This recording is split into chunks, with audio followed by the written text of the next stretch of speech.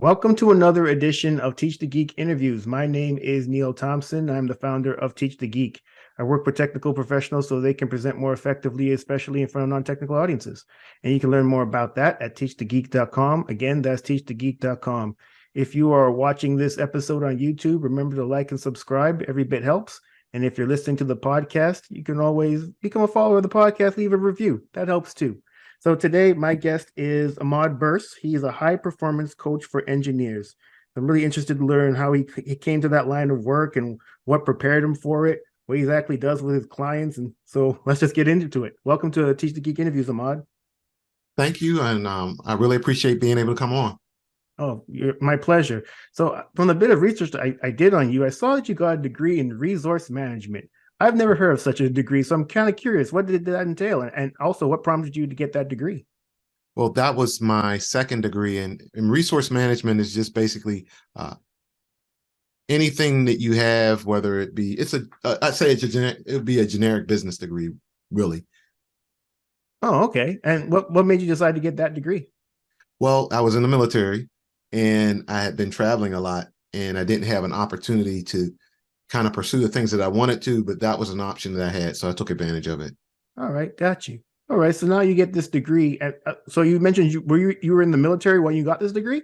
Yes, yes. Oh, okay. So then I'm sure you obviously you were in the military. Then once are you still active in the military or are Oh you no, out I now? retired. I Okay. retired All right. in So once you 2012. okay, so once you retired from the military, what came next? Well, after I retired from the military, I actually became a adjunct instructor at a local college. I taught information technology as well as career development for students. And they're non-traditional students, meaning that single parents as well as maybe persons who are restarting their careers. So it was an interesting demographic to work with. Oh, okay. Nice. All right. So, all right, that's interesting. So then at some point you decide that, I mean, I mentioned in the intro that you do Mhm. work with engineers. So where did that come from? So then after I stopped teaching, I began working with the Army Corps of Engineers. And during that time, I was kind of exposed to some of the trials and tribulations and some of the things that engineers went through in regards to whether it's project management, getting their specific certifications. And what I realized is a lot of them were very, very good at their jobs, extremely technical, extremely able to do what they needed to do. However, the soft skill sets that kind of allow you to advance more, they weren't kind of lacking in it. It's not that they didn't have it, but they didn't have a way of developing those soft skills. So then that's why I kind of came into this position where I'm right now. All right. And then when it comes to the work that you do with the engineers, what kind of services do you offer them? Well, I offer one-on-one coaching. I also offer speaking engagement and corporate training, just depending upon what, after speaking to the person or speaking to the agency, what they're trying to do, what they're trying to accomplish. And we, through a series of conversations, just kind of figure out, okay, well, can we work together? If we can, this is the way I can assist you in reaching your goals. And so the work that you end up doing with was just, for instance, an engineer that comes to you, what kind of, I guess, outcomes can they expect after working with you? Depending upon, and for me, it's really important to do the deep dive into what are you trying to achieve? Are you trying to develop your leadership skills? Are you trying to become a better communicator? Are you trying to, do you have difficulties managing time? And these are things that as a leader that I realize sometimes you just get so focused at the job and so focused on completing some tasks that you miss out on some things. So I try and, figure out exactly what that person needs to feel kind of whole again. And then I work with them to get there. So if you were to pinpoint the number one issue that engineers have, what would it be? From my experience, it was interpersonal communication.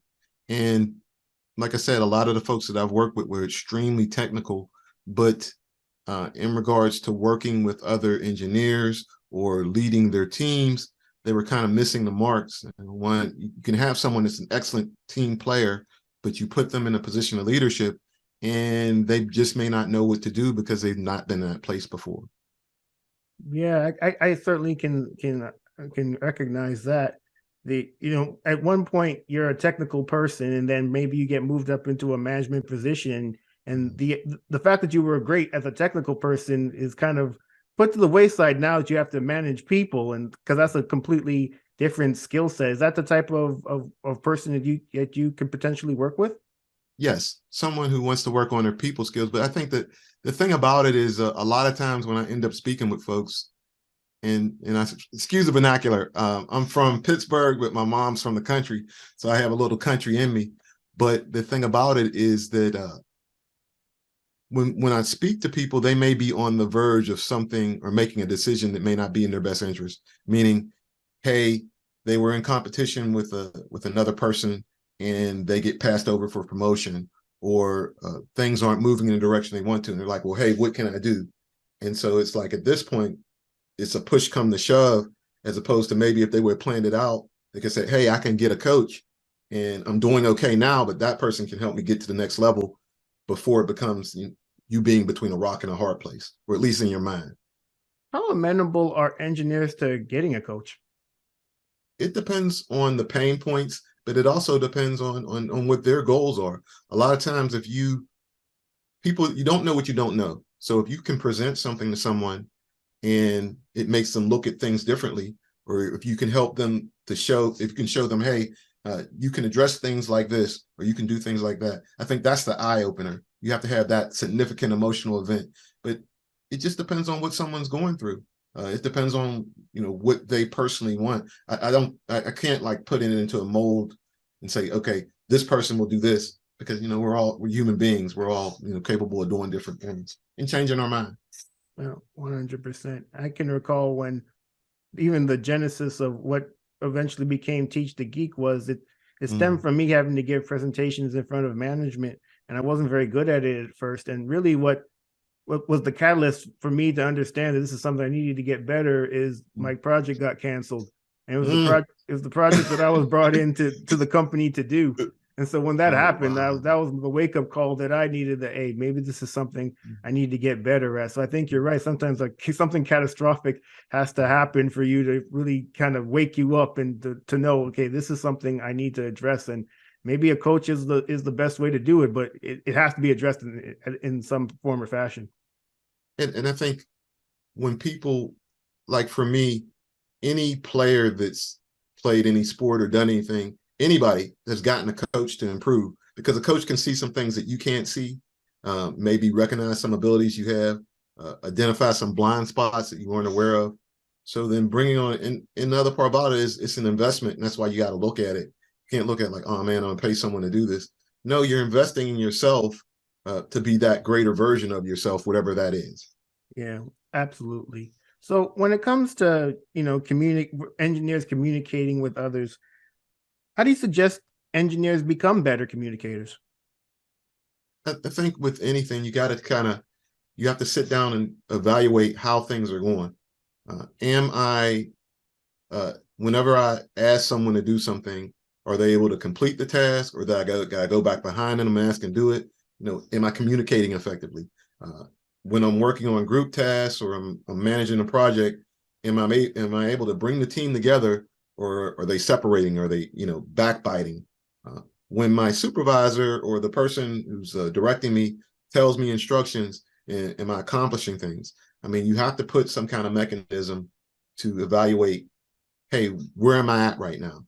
And then from there, you can start, putting things in place to get where you want to go. Mm-hmm. Yeah, I fully agree with that.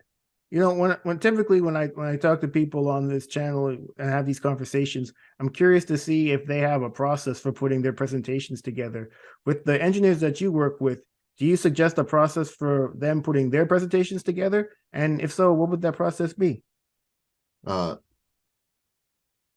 of the things I learned, and of course you got to know your audience, but the main thing is I always keep it in threes. No matter what I'm doing, I'm keeping it in threes. So when you're putting together a presentation, you have an opening, body, and conclusion. And when that opening, you have, what you're going to talk, and then within that, what you're going to talk about it, you talk about it, and then you talk about it again. And I keep things in three. So even if I'm in my introduction and I'm introducing different parts of the speech, and I hope this is what you're asking me, but if I'm introducing different parts of the speech, I make sure that I do it in threes, so I don't whenever I present, I don't use notes. I mean, I can use a PowerPoint presentation, but that's just one of the things that that's a me thing, I guess you could say.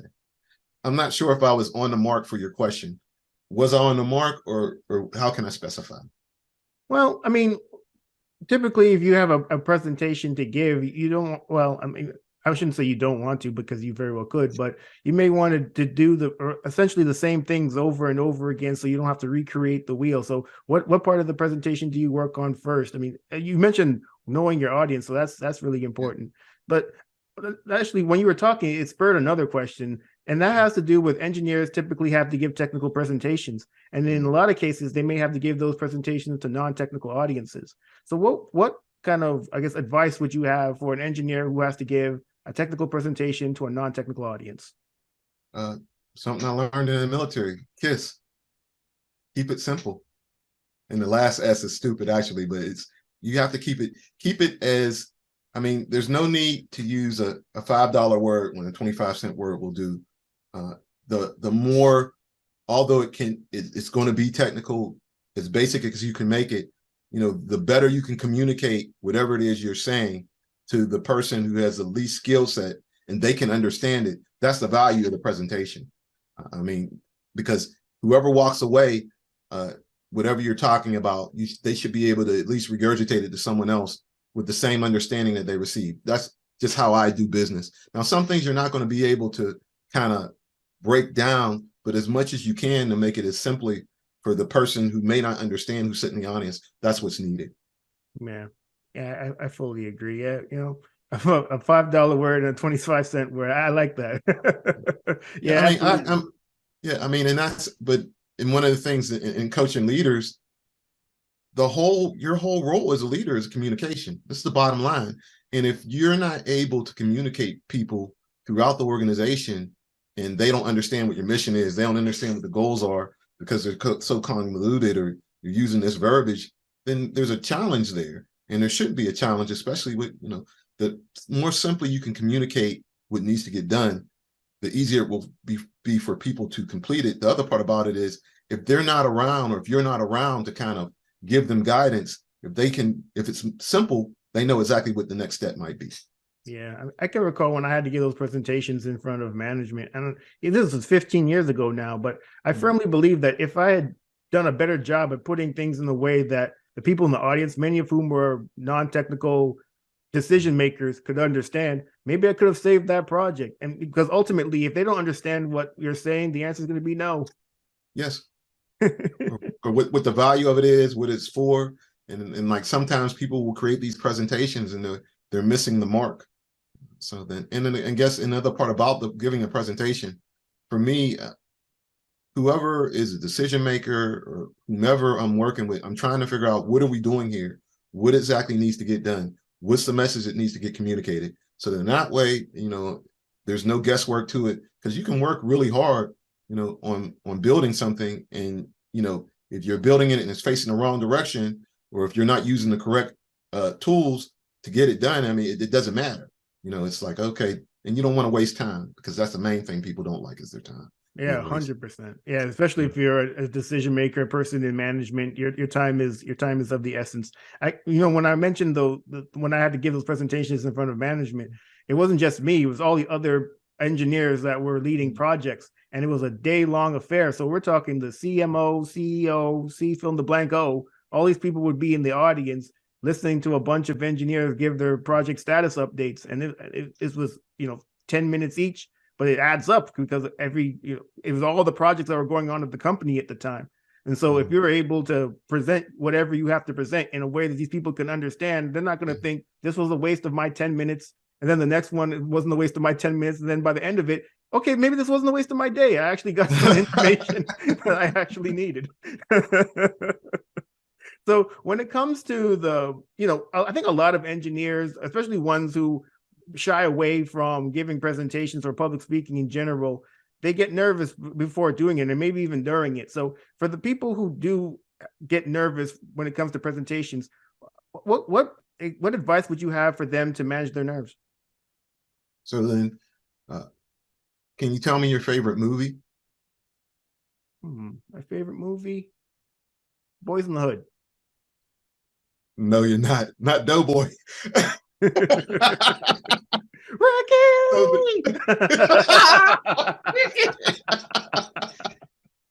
Oh my goodness. I was talking to my friends and they had said the wood, like we watch old movies and it's like that time period's gone. It's never coming back. And it was just, a good time. Not Boys in the Hood, but just that whole era. But when you watch a movie and you see an actor playing in a role, they've memorized that role. They've memorized it to the point where you're actually believing this person is who they're playing. And that's how you have to go about preparing for a presentation. One of the things is, for every minute you speak, you need to practice for an hour. So if you're giving a 10-minute speech, you need to practice for 10 hours. So the nervousness isn't going to go, but you want to have developed enough responses and practice enough that you just go into autopilot. So then as you're giving your presentation, that you're not, even if you are nervous, you're not showing it. So then that's how I look at. I'm one of them folks that, especially because you only get one time. First impressions are lasting impressions, and if you don't do a good job of giving an effective speech initially, then you may end up damaging yourself in the company because they're like, remember when so and so gave that speech and they sucked at it? Well, they won't be speaking again, and that's kind of the way things happen. They may not say it to your face, but you're like, well, I'm due to speak. It's like, no, and they say they're good, or they want someone else to do it. That's what. It's like, I'm due to speak. No, you're not. You're good. You're good. Thank you. It's like, practice. Yeah, that's wonderful. Yeah, I firmly agree with what you said on the nerves never really go away, and at least to me, the reason they don't go away is because they're supposed to be there if you actually care about the outcome of what you're talking about. I mean, if you don't, then you're probably not nervous at all because you don't really care what happens after that presentation. But if you actually do care, like I should have cared when I first started giving those presentations. My project got canceled after all. Those nerves damn well should have been there. This could be your job, but luckily it wasn't, at least in my case. So when it comes also to the presentations and public speaking generally, for the people who are watching or listening to our conversation, Ahmad, what would your number one tip be for them to improve in their presentation skills?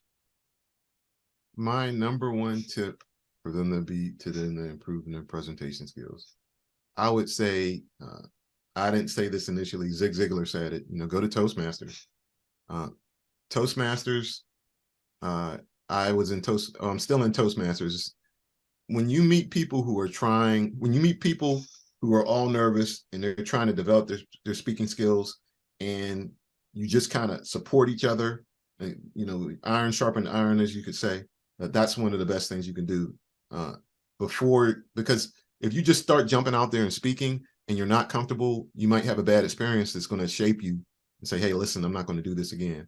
However, if you are in some type of Toastmasters, I just recommend Toastmasters. I think the Rotary is another place that allows you to speak, but Toastmasters really developed me as a speaker. Like, it took me from not being able to communicate, but to actually influence and impact people. So that would be my one. And then watch videos. I mean, just like when we were talking about Boys in the Hood, Ricky getting killed. Everybody thought he really died. However, he was acting, and that's the degree of command I would recommend anyone try to achieve in presenting. Because if you're a good presenter, people want you back. They don't even care what you're talking about, as long as they can hear you. So then that's what I'd say. Yeah, Toastmasters is an excellent organization. I was a member of it myself. No matter where I was working at, in fact, after my project got canceled, that was one of the first things I did was join a Toastmasters club. And then for a number of years afterwards, no matter where I was working, I was a member of a Toastmasters group. One of the best reasons to join is to help you with those filler words. Yes. Like, so, yes. Yeah, because you got an odd counter in the meeting and they're taking notes. And every time you use them, I remember at one of the clubs that I was a member of, we actually had to pay money every time we used the filler word. And what would happen, at least for one of the members, is he would just come into the meeting and just put money in the jar because he didn't even wait. He's like, I know I'm going to use filler words, so just take my money right now. Well, and the other part about that is it makes you. Toastmasters made me cognizant of what I was saying, and it's really important that you're aware, you're in the moment of what you are saying, because for a lot of people, they'll say something, they won't even realize it. So then Toastmasters is really important. That's in that aspect for me, because you need to control what you're saying. You need to think about your words matter. So speak like they matter. Yeah, especially when it comes to those filler words. Again, I want to mention the filler words. I had a guest on, this was maybe a couple of years ago now, and my mother called me after that episode went live, and she said that she couldn't listen to it after a few minutes because the guests I had used so many filler words that she found it distracting. And Yes. I didn't even realize that that could actually be the case, but I then did a poll on LinkedIn asking people about filler words and what should be done about them. Should they be minimized as much as possible, or are they really that big a deal? And I believe it was like maybe 75% of people said they should be minimized as much as possible. So I guess my mother's not a unicorn in the sense that filler words are a bother to her. And you certainly, if you're an engineer giving a presentation in front of people who can really affect your career, and if they're Yes. bothered by filler words, well, yeah, that's something you really should look into. Yes. Absolutely. Yeah. So this has been a great conversation, Ahmad. Thank you so much for being a guest. How can people get in touch with you? They can reach out to me on LinkedIn. I'm still in the process of building my website, or they can just reach out to me at Ahmad at AHMAD at Burse Consulting, BURSE consulting.com. So. Excellent. Well, everyone, that marks the end of another edition of Teach the Geek interviews. My name is Neil Thompson. I'm the founder of Teach the Geek. I work with technical professionals so they can present more effectively, especially in front of non-technical audiences. And you can learn more about that at teachthegeek.com. Again, that's teachthegeek.com. Until next time, take care and stay safe. Thanks, Ahmad. Thank you.